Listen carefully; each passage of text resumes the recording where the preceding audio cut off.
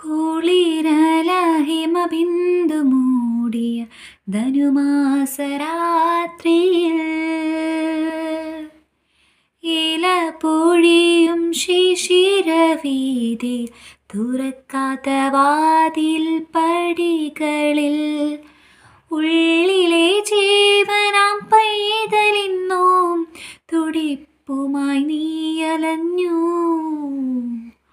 കാലിത്തൊഴുത്തിനോരത്തിരുന്ന് കണ്ണീമ തെറ്റാതെ കാവലായി ഉള്ളം ഉറങ്ങുന്ന രാത്തണുപ്പിൽ അമ്മ പുതപ്പിൻ ചൂടു നൽകി. താരാട്ടുപാട്ടിൻ്റെ ഈണമായി ചേർത്തുറ